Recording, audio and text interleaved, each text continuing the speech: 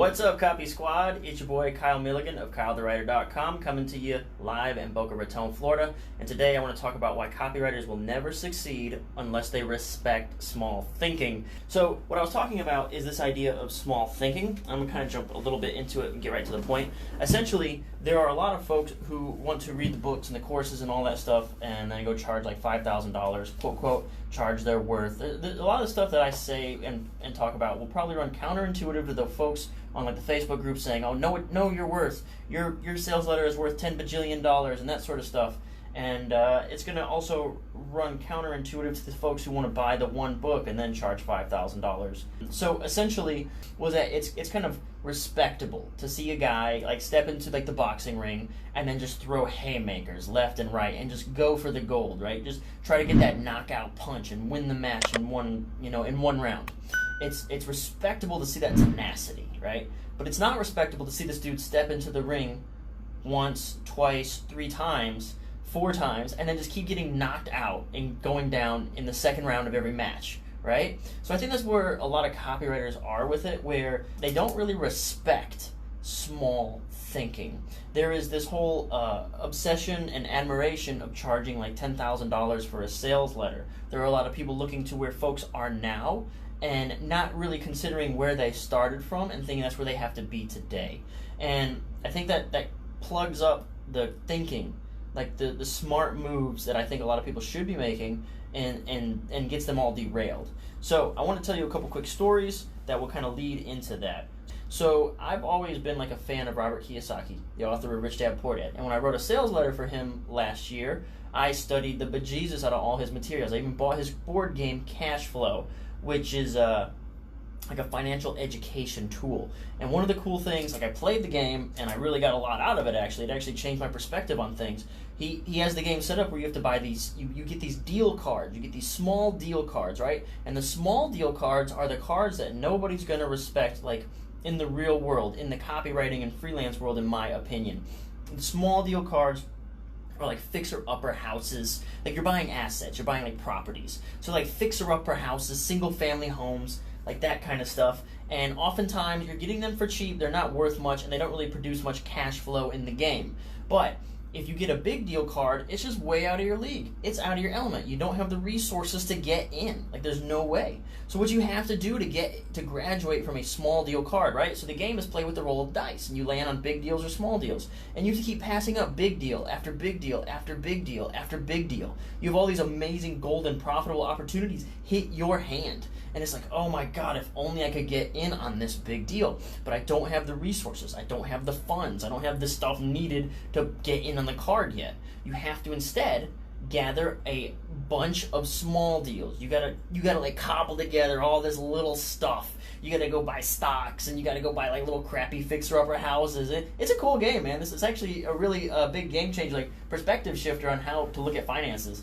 And then eventually you get a big deal card and you realize, wait, if I sell 3 houses and half my stocks, I can afford what a big deal card would be, like a multi-family thing.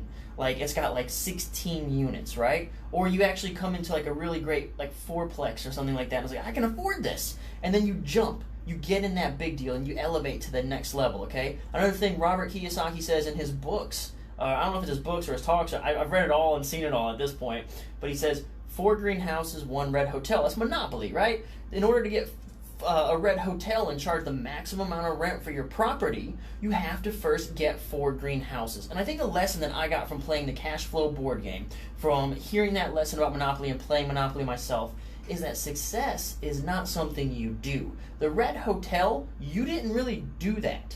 The successful thing, like getting the big deal card, you don't do that. You don't do the hotel. Instead, what you do is 4 greenhouses. In order to get the big deal card, you don't go for the big deal card. You don't set out and try to grab a big deal card. You set out and try to grab small deal cards. And almost on accident, you get a big deal card. And you're like, oh, because I worked so hard to get all these small deals, now I can trade them all in. I can sell off all these properties. I can trade in my 4 greenhouses. I get the red hotel. I get the big deal card. And I think a lot of people absolutely 100% do not respect that. They don't respect that. They buy the book or they buy a video course and they want to go out there and they want to charge $5,000. When in reality, I've said this in I think it was our very last video I did, is can you basically produce that credibility? Can you produce the result that you say you can produce? And a lot of people, the answer is no. They don't even have any shred of like close to that sort of result, and yet they want the big deal card. They want the big deal card because they don't respect the small deal card. They think the small deal cards are for losers. They think the small deal cards are for scrubs, right? Well, let me tell you a little bit about my background. Like when I started writing for money, I started on Fiverr writing blogs, okay? I started on Fiverr writing blogs. I wrote blogs for $5 a piece. Then I moved to Upwork, where I began charging $15 for a blog, okay? And then what I would do is every time I'd pitch, I'd raise my rate $10 per blog. That's how I did it. And those are small deal cards. And every time I got a new small deal card that was better, or if I ran out of time, or if I maxed out, I would trade in a crappier small deal card. But make no mistake about it. It was a small deal card and it was crappy, and I spent the time like fishing out these jobs, right? I started that time fishing out these crappy little jobs at the bottom. And I think that methodology has carried over into everything that I do. And I think I don't aggressively say it enough. I do say often in my earlier videos, take care of the small things and the big things will take care of themselves. That's what I'm talking about. People don't respect the small deal grind. They don't respect the small hustles, right? So what I say every day, there's 3 things that you should do every day, and I stole this from Joe Schrafer, right?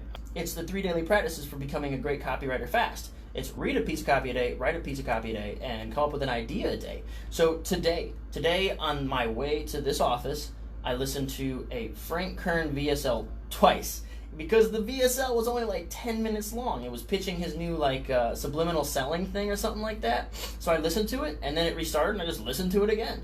Like I did that whilst driving, all right? So I was listening to the VSL. I was like, wow, that's really cool how he makes the whole mechanism about the subliminal message thing. And very right away he says, I hate selling. I'm not a good salesman. I'm the worst in the world. What I do instead is I do subliminal messaging or something like that. And that's, whoa, all of a sudden I don't have to do anything hard. It's all super easy, right? So I did that and I came to work and then I did my 2 hours of deep work.